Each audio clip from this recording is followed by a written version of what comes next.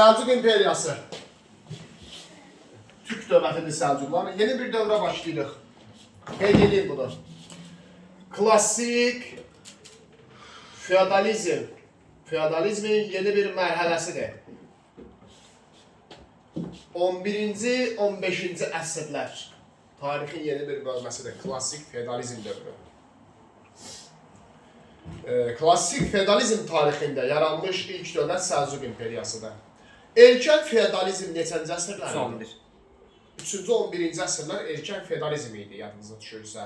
Feodalizmin ilk mərhələsi idi. İndi isə 11-15-ci əsrlər klassik feodalizm dövrüdür. Tarixin ən böyük mərhələsidir, klassik feodalizm mərhələsi. Feodalizmin ən böyük mərhələsidir. Və ən çox mövzu da düzü klassik feodalizmdədir. Həm Azərbaycan tarixi, həm ümumi tarixdə. Bu dövrdən, klassik feodalizm dövründən qəbula ən azı 5 sual, bəzən 7 sual düşür. Klassik feodalizm dövründən, sırf bu mərhələdən. Yəni, çox mühüm bir mərhələdir. Təxminən biz 1 ay yarıma yaxın klassik feodalizm tarixini keçəcəyik, 2 aya yaxın hətta. Bu dövrü keçəcəyik, 4 əsrlik tarixi. İndi, klassik feodalizm dövründə yaranmış ilk Türk dövləti Səlcuq İmperiyasıdır. Səlcuq İmperiyası 1038-ci ildən 1157-ci ilə qədər mövcud oldu, 119 il. Deməli, uşaqlar, əslində Səlcuq dərsi həm Azərbaycan tarixində var, həm ümumi tarixdə var. Kitabda ha. Və ikisi də proqramda var. Azərbaycan tarixindəki Səlcuq, ümumi tarixdəki Səlcuq. Çünki bu bizim həm arayla, həm Azərbaycan tarixindən bağlıdır, həm ümumi tarixdən bağlıdır. Eyni dövlət damma. Ona görə də mən sizin üçün konspektdə ikisini birləşdirmişəm, bir hala gətirmişəm. Ümumi tarixdəki Səlcuqda qatmışam Azərbaycan tarixindəki, qoy bir dəfəlik öyrənəsiniz yəni. Başa düşdünüz? Sizin üçün konspektdə onu bir yerə gətirmişəm, mütləq konspektdən baxarsınız, oradan öyrənərsiniz dərsidə.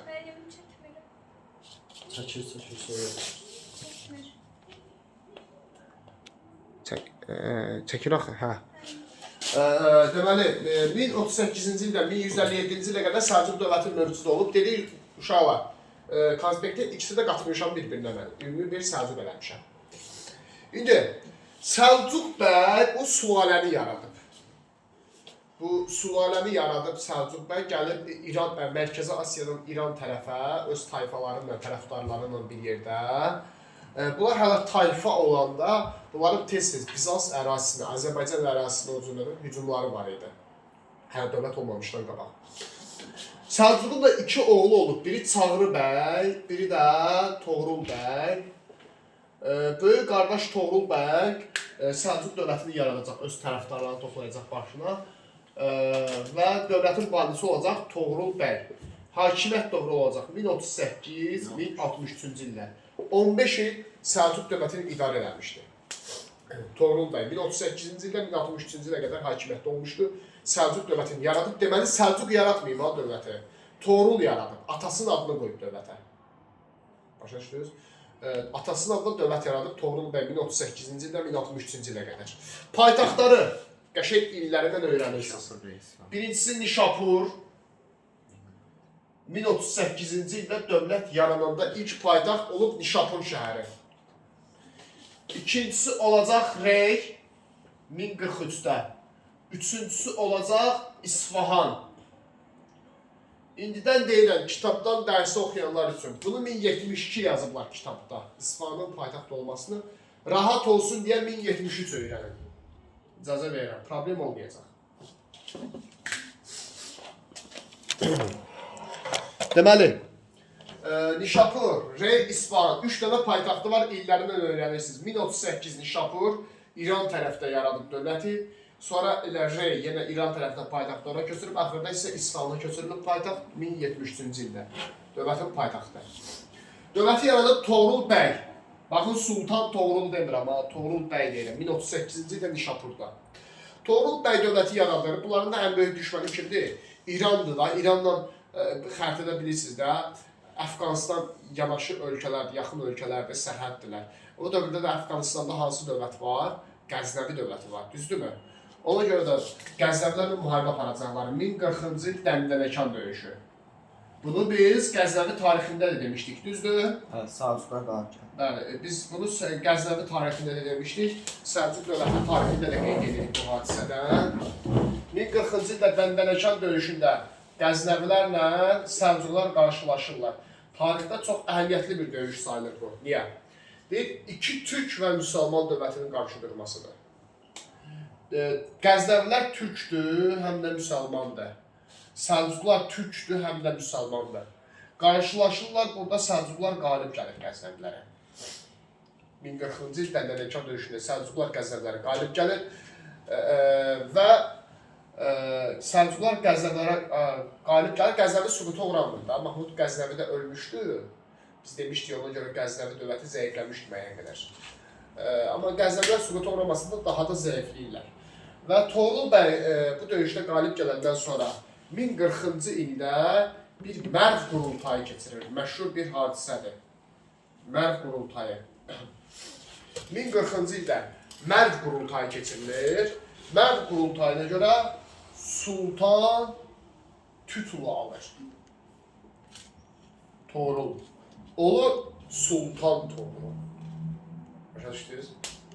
Yəni, dövləti yaradanda Toğrul bəy adlanırdı. Görürsünüz, biz dövləti yaradanda Sultan Toğrul demirik. Toğrul bəy deyirik. İndi Dəndənəkan döyüşündən sonra Qəznəvilərə qalib gəldi. Qəznəviləri məğlub edərək Mərv qurultayını keçirdi. Mərv şəhərindədir Dəndənəkan. Başa düşdünüz, yəni Mərv böyük bölgənin adıdır, vilayətin adıdır, Mərv vilayəti. Dəndənəkan orada bir şəhərdir. Yəni, Dəndənəkan qurultayında qalib gələrək həmin vaxt, həmin yerdə də Mərv qurultayını keçirir. Qurultay yığıncaqdır da və orada Sultan titulunu götürür. Kim deyir, ilk dəfə Sultan titulunu qəbul edən? Mahmud Qəznəvi. Mahmud Qəznəvi Türk müsəlman dünyasında ilk dəfə Sultan titulunu qəbul edilmişdi. Eyni zamanda Mahmud Qəznəvi də Sultan titulunu qəbul edir Türk müsəlman dünyasında. Qəznəvilər qalib gəlir deyə Qəznəvilərdən götürür də bu Sultan titulunu. Toğrulun uğurları davam edir. Uğurları davam edir Dəndənəkan döyüşündən sonra. Məsələn, paytaxtı Rey şəhərinə köçürür 1043-cü ildə. Görürsünüz, onun dövrünə düşür. Çünki 1038-1063 Toğrulun dövrüdür. Paytaxtın Rey'ə köçürülməsi 1043-cü il. Yəni, Sultan Toğrul paytaxtın Rey'ə köçürür 1043-cü ildə. Sonra, yadımıza gəlir, Azərbaycan tarixində bir dəfə demişdik ki, Şəddadilərlə Səlcuqlar birləşərək Bizans erməni gücü qoşunlarına qalib gəlmişdilər 1048-ci ildə. Həmin vaxtda Toğrulun dövrü idi. Deməli, Toğrul Bizans və erməni qoşunlarına və gücü qoşunlarına qalib gələrək torpaqlarımızın təhlükəsizliyini təmin edibdir. Sonra Toğrul gəlir Azərbaycanı tam işğal etməyə doğru. 1054-cü il. Rəvvadilər, Şəddadilər, bir də Tiflis əmirliyi Səlcuqlara tabi olur, həm də müqavimətsiz. Yanımıza gəlir uşaqlar, biz demişdik ki, 1054-cü ildə Rəvvadilər və Şəddadilər Səlcuqlardan könüllü aslava düşmüşdü. Bunu biz Rəvvadi Şəddadi dərsində də qeyd eləmişdik, bu dərsdə də qeyd etdik. Azərbaycan dövlətlərində Rəvvadilərlə Şəddadilər müharibəsiz, bəli. Rəvvadilərlə Şəddadilər niyə müharibəsiz könüllü şəkildə Səlcuqlara tabi olur? Rəvvadilərlə Şəddadilər. Çünki xarici işğallara qarşı. Bəli, çünki Səlcuqlar xarici işğalçı deyildi, yerli sülalə idi. Türk mürəkkəli dövləti idi. Bunlar da Azərbaycan dövlətlərinin özünə soy baxımından, etnik baxımından yaxın hesab edirlər Səlcuqlar ona görə. Başa düşdünüz? Ona görə Rəvvadilər, Şəddadilər könüllü şəkildə müqavimətsiz Səlcuqlara tabi olur.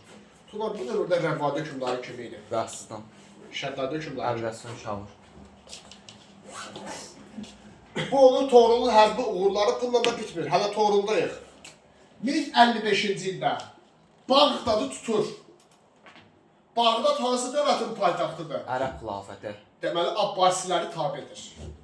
Abbasiləri tabidir. Abbasilər ərəblərdir də uşaqlar. Ərəbləri idarə edən sülalənin adı bu dövrdə.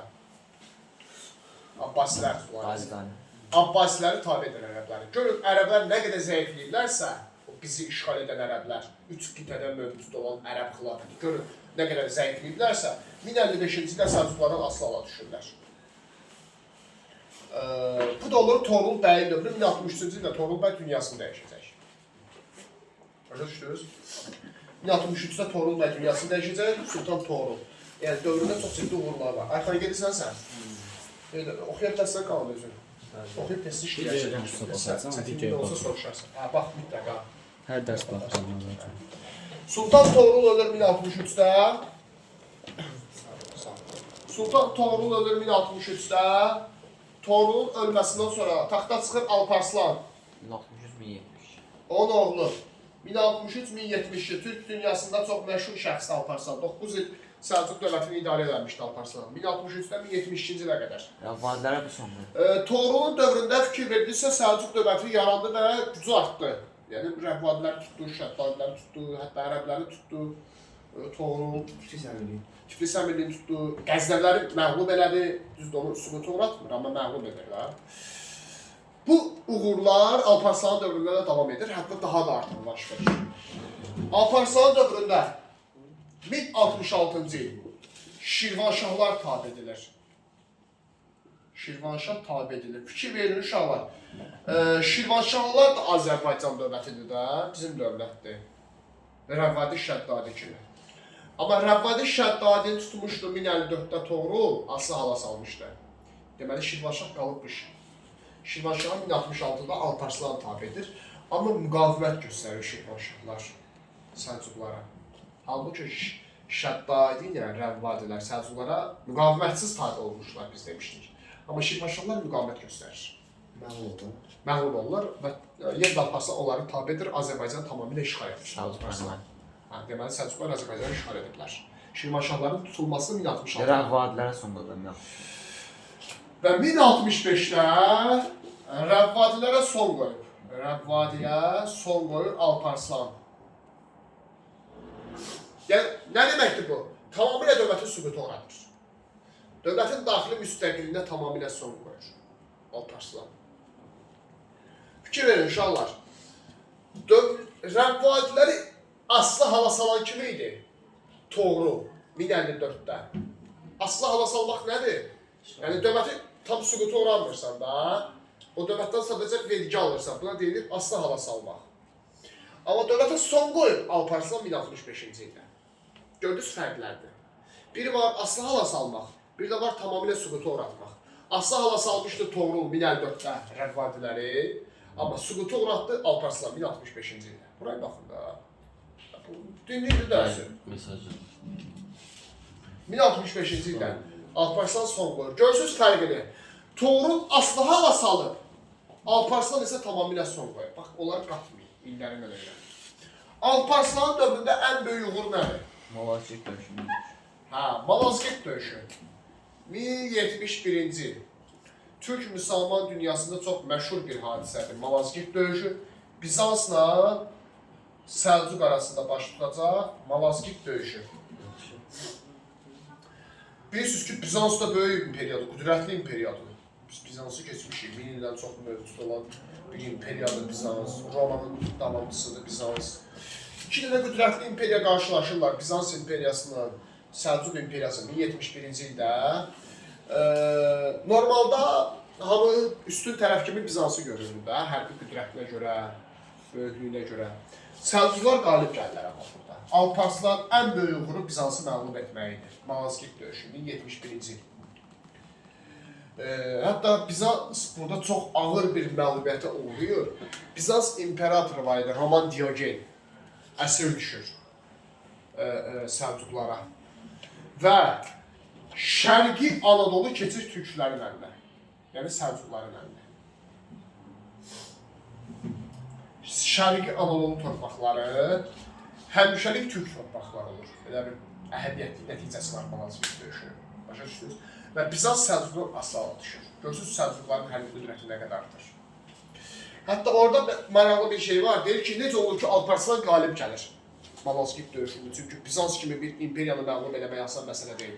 İki yanda məsələ burada vacib rol oynayacaq. Birincisi, Turan taktikasından istifadə edilməsi. Türklərin məşhur taktikası, Turan taktikası. Alparslanın Turan taktikasından məharətlə istifadə etməsi. İkincisi, belə bir cümlə var. Qıpçaqlar və peçeniklər döyüşün ortasında Bizans tərəfdən çıxıb Səlcuq tərəfə keçiblər. Bu Qıpçaq tayfalarından peçenik tayfası Bizansın tərkibində vuruşurlar. Bizansın tərkibində olub normalda. Amma döyüşün ortasında onlar Türk tayfası olduğu üçün, Səlcuqlar da Türk olduğu üçün Bizans tərəfdən çıxıb Səlcuq tərəfə keçiblər. Yığışdır onu İsmail. Və 1071-ci Malazgirt döyüşündə Səlcuqlar qalib gəlibdir. Bu iki xüsusiyyətə görə. Bu da Alparslanın ən böyük uğurudur. İki rədd döyüşdən danışdıq. Dəndənəkan döyüşündə, bir də Malazgirt döyüşündə. Dəndənəkan nə vaxtı? 1040, Malazgirt 1071. İkisində də Səlcuqlar qalib gəlib. Dəndənəkanda Toğrul qalib gəlib, Malazgirtdə Alparslan qalib gəlib. Dəndənəkanda deməli Bizans'a qalib gəliblər, yox hep Qəznəvlərə qalib gəliblər, Malazgirtdə isə Səlcuqlar qalib gəliblər. Başa düşdünüz? 1072-ci ildə Alparslan dünyasını dəyişir. Yəni çox uğurlu hökmdar olmasına baxmayaraq, dövründə böyük nailiyyətlər olmasına baxmayaraq tez dünyasını dəyişir 1072-ci ildən. Alparslandan sonra hakimiyyətə gəlir Alparslanın oğlu. Üçüncü hökmdar Məlikşah. 1072-1092. Üçüncü hökmdar oldu. Torun, Alparslan, Məlikşah. Ardıcıllığından, hakimiyyət illərindən, tədbirlərindən öyrənirsiniz hamısını əzbər. Məlikşahın dövrü Səlcuqların zirvə dövrüdür. Fikir verin, biz Torunla Alparslanı onsuz da qüdrətli hökmdar kimi danışdıq, ikisindən də. Amma deməli, hələ zirvə dövrü şeyin dövrüdür, Məlikşahın dövrüdür. Niyə Məlikşahla da? Çünki Məlikşahda da hərbi uğurlar davam edib. Yəni Torundakı kimi, Alparslandakı kimi o hərbi nailiyyətlər Məlikşahın dövründə davam edib. Əlavə olaraq Məlikşah mədəni quruculuq tədbirləri həyata keçirib. Digərlərindən fərqli olaraq. İqtisadi nailiyyətlər var Məlikşahın dövründə. Ona görə zirvə dövrü, ən uğurlu dövr Məlikşahın dövrüdür. Səlcuq dövlətində. Məsələn, Məlikşah gələn kimi paytaxtı köçürüb İsfahana. Neçənci ildə İsfahan paytaxt olmuşdu? 1073-cü il. Görürsünüz Məlikşahın gəlməsindən sonra. Deməli, dövlət yarananda ilk paytaxt Nişapur idi 1038-də Toğrul tərəfindən. 1043-də ilə Toğrul Reyə köçürdü. Alparslanda paytaxt köçürülməsi olmadı, fikir verin. İkincidə hökmdarda paytaxt məsələsi yoxdur Alparslanda. Bir də Məlikşah paytaxtı yenidən İsfahana köçürüb 1073-cü ildə. Bundan əlavə Məlikşah işğalları davam etdirir. Məsələn, 1073-cü il Konya və Ankara işğal edilir. Deməli, hərbi uğurlar, hərbi nailiyyətlər Məlikşahın dövründə də davam edildi. Konya və Ankara işğal edilib. Bundan əlavə olaraq 1088-ci ildə Şəddadilərə son qoyulur. Şəddadilərə son qoyulur, sübuta oluyor Şəddadilər. O birinci Rəvvadini son qoymuşdu. Aysa, Alparslan Rəvvadiyə son qoymuşdu. Amma Məlikşah Şəddadiyə son qoyur. Amma həm Rəvvadini, həm Şəddadini Səlcuq Toğrul asıla salmışdı. Yəni, asıla hala salmaq nədir? İşğal edir. Vergi almaq o dövlətdən. Amma tam son qoymamışdı Toğrul olaraq. Toğrul Rəvvadiləri və Şəddadiləri sadəcə asıla hala salmışdı 1054-də. Alparslan gəlir, Rəvvadilərə son qoyur 1065-də, Məlikşah gəlirsə Şəddadilərə son qoyur 1088-ci ildə. Başa düşdünüz? Amma Şirvanşahlara son qoymayıblar, onlar sadəcə asıla düşürlər. Sonra Konya və Ankaranı dedik 1073-də işğal edir Məlikşah, paytaxtı İsfahana götürür Məlikşah. Bu da Məlikşahın dövründə ciddi hərbi nailiyyətlərdir. Məlikşahın dövründə ciddi iqtisadi uğurlar var. Məsələn, ticarət islahatı var Məlikşahın. Görürsünüz, bu ticarət sayəsində ölkə iqtisadiyyatın inkişafı üçün ciddi tədbirlər görüb. Məsələn, ticarət islahatında yazılıb ki, vahid pul sistemi, çəki sistemi, ölçü sistemi yaranır. Vahid pul, ölçü, çəki sistemi yaradılır. Nə deməkdir vahid, ölçü, çəki pul sistemi? Yəni, ölkə ərazisində bir dənə pul vahidi olur. Tutaq ki, manat olur. Ölkənin hər yerində manat olur. Ölkənin hər yerində kiloqram çəki sistemi olur. Ölkənin hər yerində bir ölçü sistemi olur, santimetr tutaq ki. Bu ölkə iqtisadiyyatının inkişafına müsbət təkan verir həmişə ticarət islahatı. Necə idi ki?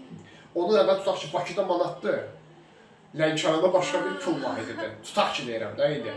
İsfahanda başqa bir pul vahidi. Bu da yaxşı bir şey deyil də, çünki tacir məcburdur bölgədən bölgə ayrı-ayrı pullardan istifadə eləsin, ayrı-ayrı valyutadan istifadə eləsin. İndi ticarət islahatından hər yerdə bir pul vahidi yaradılır. Bu iqtisadiyyatın inkişafını daha da sürətləndirir. İkincisi, tacirləri bəzi gömrük rüsumlarından azad edir. Yəni gömrük vergilərini azaldır ki, o insanların biznesə marağı biraz da artsın. Bu da olur Məlik Şahın ticarət islahatı. Sözlərdə Məlik Şahda budur tədbirlər. Uzunlaşdırma bir. Məlik Şahın dövrü Səlcuq dövlətinin səklənmə dövrüdür uşaqlar. Səklənmə. Yəni, dediyimiz kimi, Toğrul da, Alparslan da qüdrətli hökmdarlardır. Amma səklənmə dövrü dediyimiz o ən yüksək zirvə dövrü Məlik Şahın dövrüdür. Sırf mədəni yeniliklər və ticarət sahəsində yeniliklər olduğuna görə. Başa düşdünüz? Haqqın çədir. Dərs buyurun. Yox, hələ var. 17 dəqiqə. 7 dəqiqə. Məlik Şah ölümündən sonra uşaqlar Səlcuq dövləti tənəzzül etməyə başlayır. Görürsünüz, yenə o zirvə dövründən sonra yavaş-yavaş eniş başlayır. Gəlib 4-cü hökmdar, birbaşa keçirik sonuncu hökmdara. Sultan Səncər. 1118-1157-ci illər. Sultan Səncərin hakimiyyət dövrü 4-cü oldu da bu. Ədəbiyyat keçən var burada. Ədəbiyyatda var ya Nizami Gəncəvinin Sultan Səncər və Qarı əsəri. O əsərdə necə Nizami Gəncəvi Sultan Səncəri ədalətsiz bir qəddar bir hökmdar kimi qələbə verir. Hə, doğrudan da elə idi. Düzü Nizami Gəncəvi o əsəri Sultan Səncər öləndən sonra yazır. Yəni asan bir iş bacarında belə baxanda. Sağlığında yazmayıb onu. Yerdə yazıb. Sultan Səncər, yəni Nizami Gəncəvinin də qeyd elədiyi kimi, çox ədalətsiz, qəddar bir hökmdar idi, insanlar tərəfindən sevilmirdi və bunun dövründə Səlcuq dövlətinin tənəzzül dövrüdür, inşaatdan sonradır. Təxminən 39 il Səlcuq dövləti idarə eləmişdir. Çox belə bir şey yoxdur əslində, bir dənə yazılıb ki, tənəzzül edib dövlət. Bu Səncərin dövründə birincisi iqtisadi cəhətdən dövlətin gəlirləri azalmağa başlayır. Qəznəvilər, Qaraxanlılar, bir də Qara Kitaylar. Görürsünüz, Qara Kitaylar burada da var. Üçüncü də müharibə aparıb Sultan Səncər. Qəznəvlərlə, Qaraxanlılarla və Qara Kitaylarla. Axırda Qara Kitaylara məğlub olur, əsir düşür. 1157-ci ildə ölümündən Səlcuq imperiyası tamamilə süqut olur. Yəni o boyda Səlcuq imperiyası Səncərin dövründə zəifləri parçalandı. Əvvəlcə parçalandı, sonra süqut uğradı. Dağılınır, paytaxtı ilə İsfahan şəhəri. Bu da oldu Səlcuq imperiyasının tarixi.